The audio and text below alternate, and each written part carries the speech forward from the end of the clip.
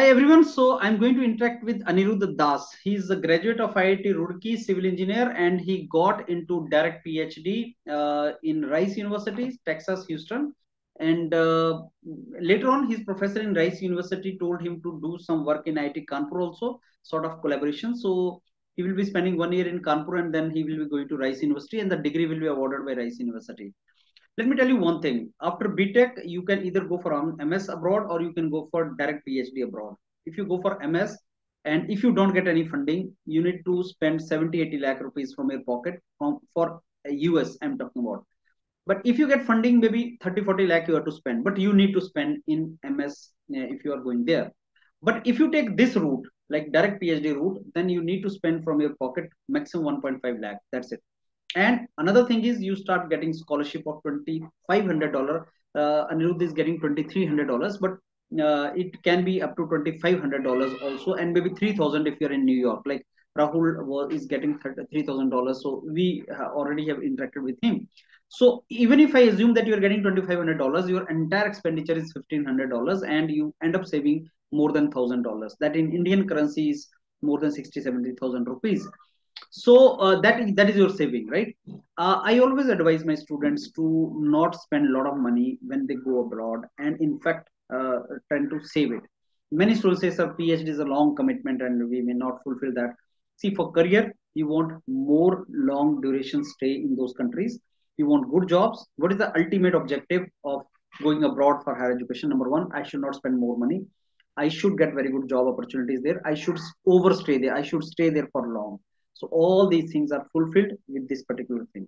Listen to Anirudh, and I'm very sure you'll get a lot of ideas. Okay, so Anirudh, let me thank you for the time you spared for this interaction, and welcome on YourPedia. Thank you, sir, for having me here. Okay, Anirudh, today this interaction is going to be very useful for so many students over there, because you are presently doing your PhD with Rice University, that is in Texas, Houston, Texas. Yes. And looks like you are doing it in collaboration with IIT Kanpur. So we'll get more about that. And this is after BTech, right, Anirudh? Yes, sir. Yes, sir. Okay, so wonderful. We will be getting a lot of information here. So Anirudh, I start with your very basic information from your side. Please tell us which part of India you are from and from where you graduated. Okay, so I am from Kolkata, and I did my BTech in civil engineering from IIT Roorkee, and I graduated this year. Okay, wonderful. So Anirudh, you graduated only 2022, huh? Yes, sir. Yes, sir. Wonderful. So when did you decide to go for direct PhD, not MS, not MTech, and how it all evolved? Okay, so like I did my internship in my after the third year, so it was in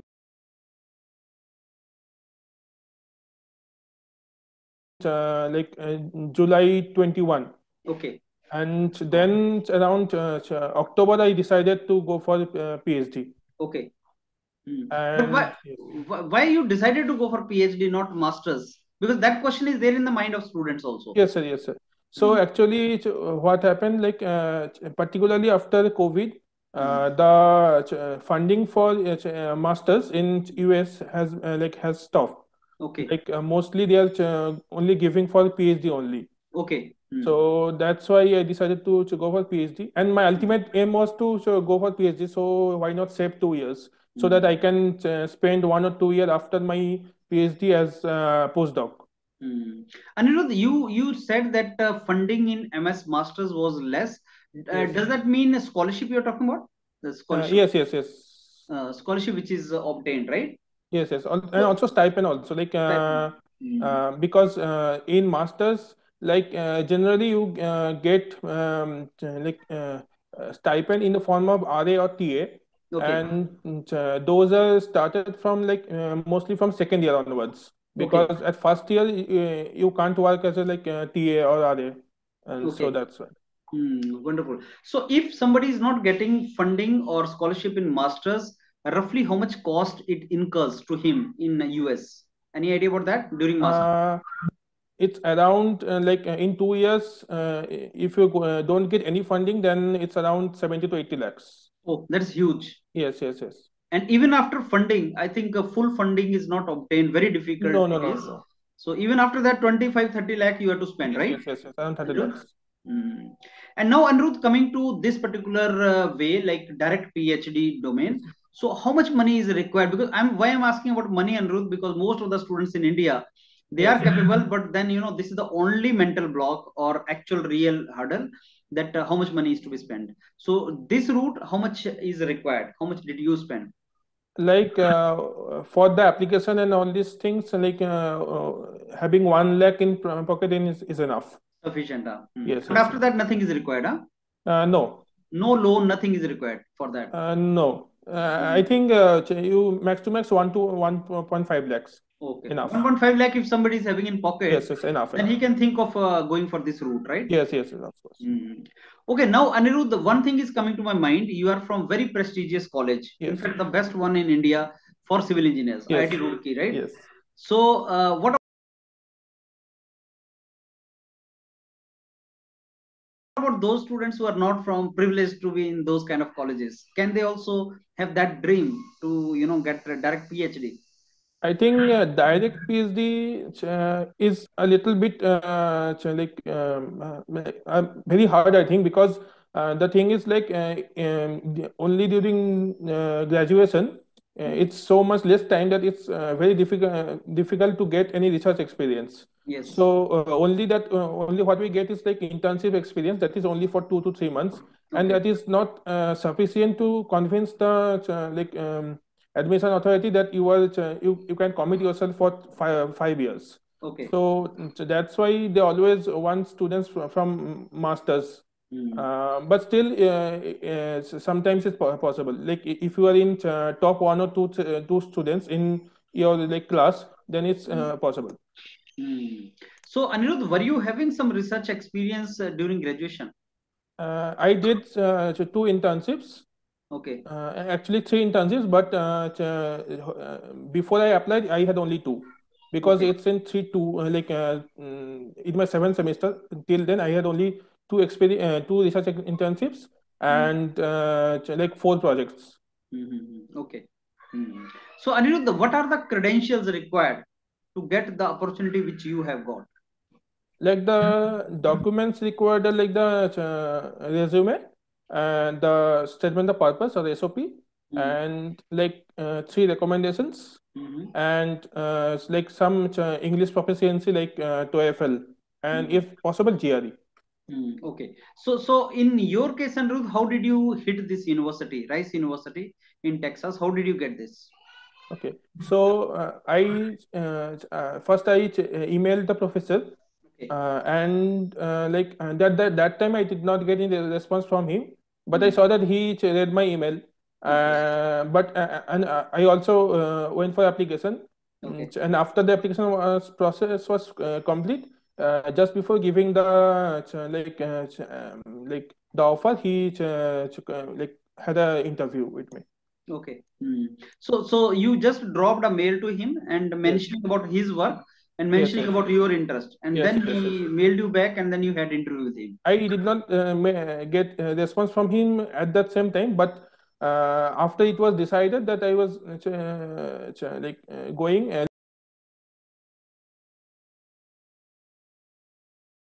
I am selected, he had an interview, like if I am really interested to work with him. Okay. So what do you think worked in your way? I mean, what thing impressed him in your CV or in your mail? Okay.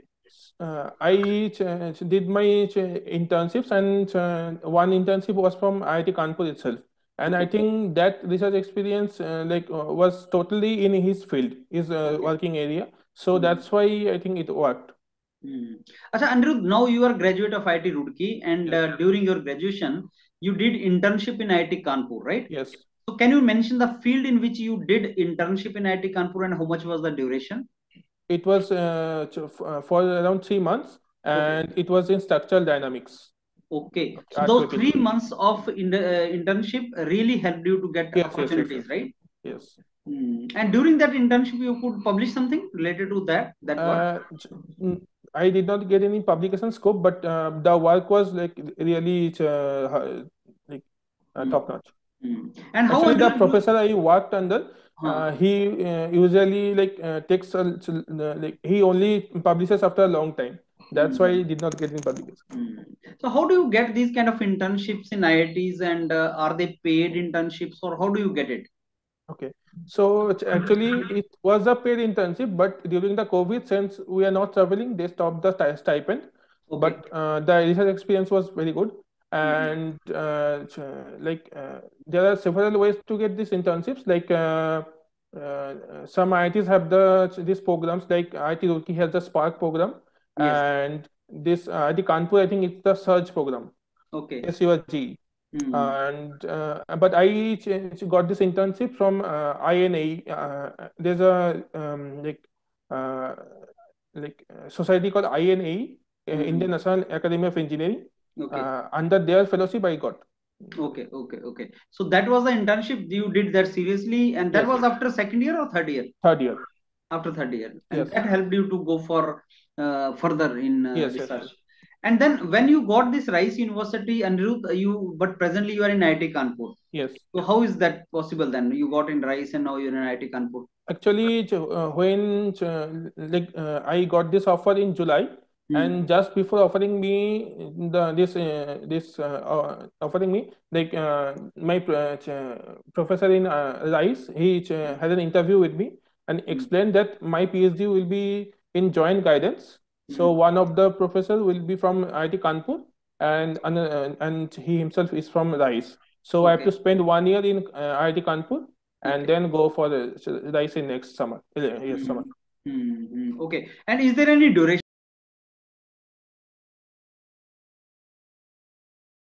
of the PhD, Anirudh?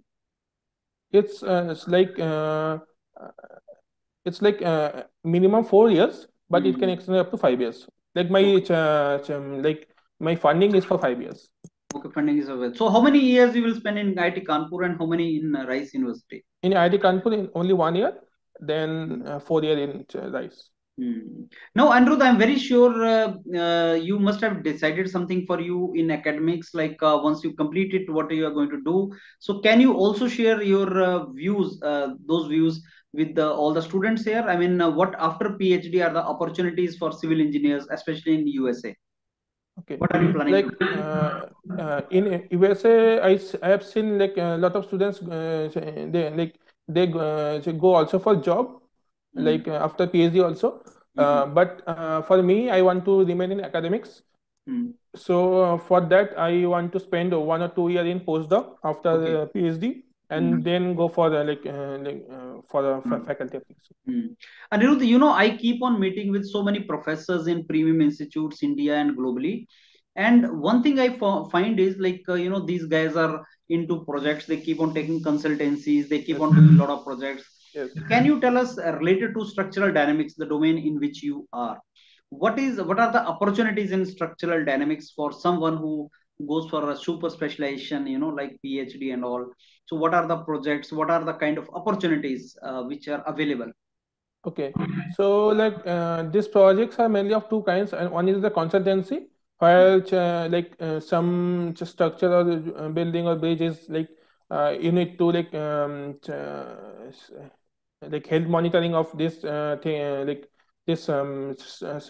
super big structures, and also designing and implementation.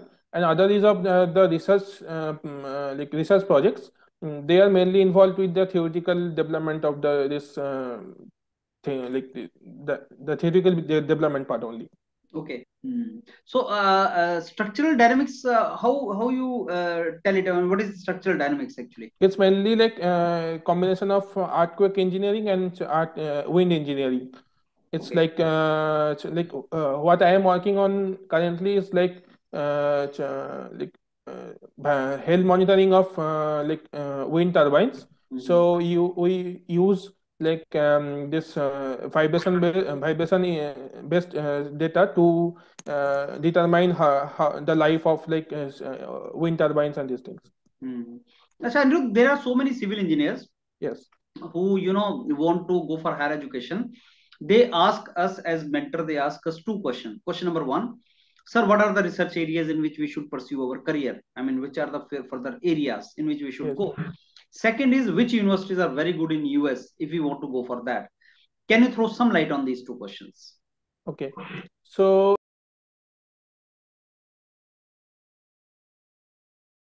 research area, I think whenever you like for myself, from the very beginning, I went on like um, seeing the profiles of like my own professors at IIT Roorkee and decided what areas they work on and the different branches. And then I started exploring each and every branch.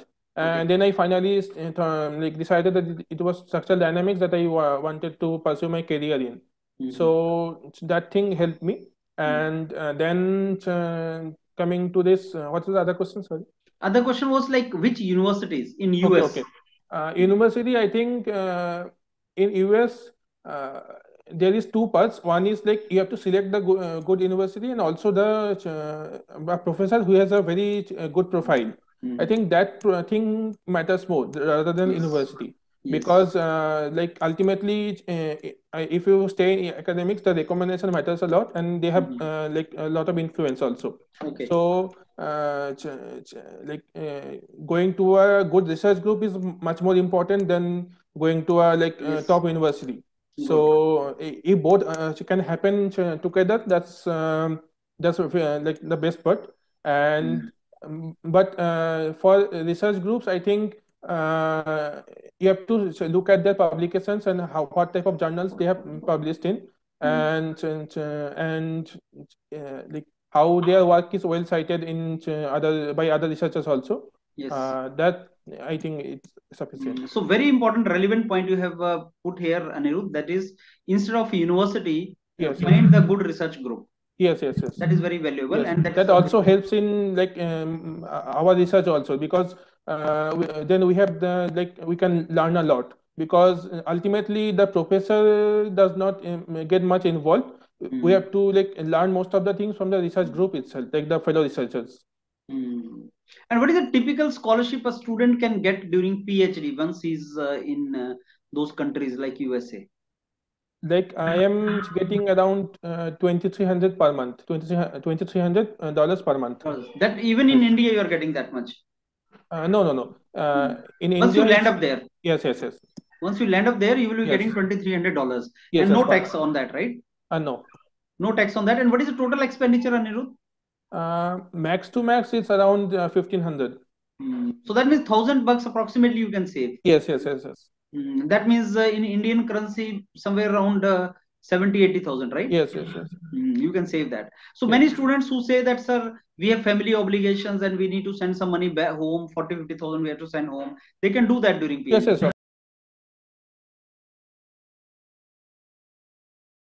Of course.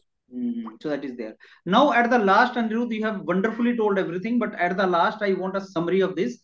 So can you tell me clearly, like if some student who is in graduation and has a dream or aspiration to, go abroad, but without spending money, maybe 1.5 lakh money only. So what are the credentials? What are the things he should prepare for himself? Let's say, think of a student who is in BTech third year, final year, or who is maybe in the MTech. So what things he should have with him? I mean, GRE, TOEFL, CGPA, research paper, whatever you want to tell, please mention those things. Yeah.